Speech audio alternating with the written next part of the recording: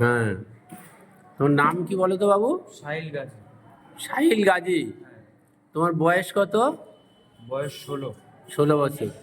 আচ্ছা, তুমি আমার কাছে ওষুধ খেতে এসছো, কি জন্য খেতে এসছো? তোমার কষ্টটা কি ছিল বলো শুনি। কষ্ট বলতে আমার এই মুখ টুক সব ফুলে গিয়েছে দাঁতে, তারপর সারা শরীরে কোল ভাগে, পিঠে, সব জায়গায় আমার দাঁত হয়েছে। তা এর জন্য এসেছি। আচ্ছা, এই দাঁতটা তোমার যে হয়েছে, তোমার কত বছর তুমি এই দাঁতটা তোমার হয়েছে? 1.5 বছর হয়ে। 1.5 বছর ধরে আছে? হ্যাঁ। 1.5 বছর? হ্যাঁ।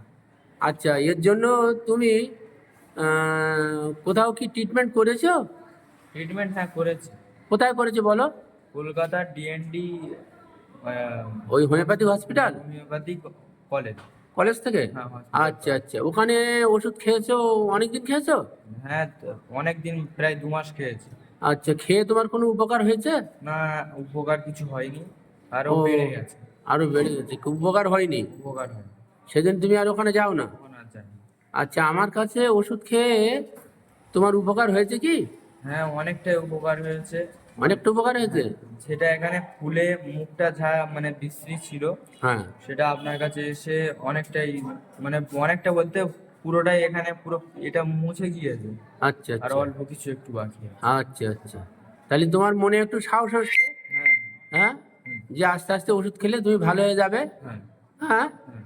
আচ্ছা আচ্ছা, আমি হোমিওপ্যাথির স্বার্থে এবং হোমিওপ্যাথির প্রচারে এবং প্রসারের জন্য আমি ভিডিওটা আপনাদেরকে দেখাচ্ছি, যে এনার মূল যে সমস্যাটা ছিল ওনার মুখেতে আপনি শুনলেন। এবারে যে এক্সিমাটা ছিল, সেই এক্সিমাটা হলো প্রচণ্ড চুলকাতো, যেটা ইচিং ছিল।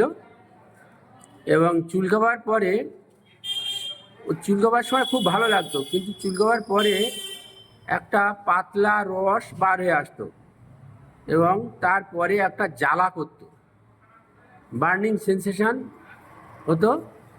আর একটা সেলাইভা, একটা চিটচিটে রস, পাতলা রস বার হতো।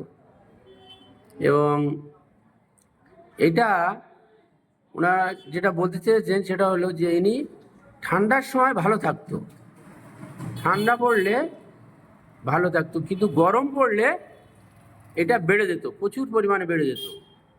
গরমের সময় কষ্টটা খুব বেড়ে যেত। আর এনার এই মুখে, পাছায়, পিঠে, কোমরে, এই সমস্ত জায়গায় এটা ছিল। আর ধুলো বালি এই সমস্ত লাগলে বেশি হতো চুলকোনাটা। তাই এই সমস্ত ইনি 1.5 বছরের মতো এটা একটা আক্রান্ত হয়ে আছেন।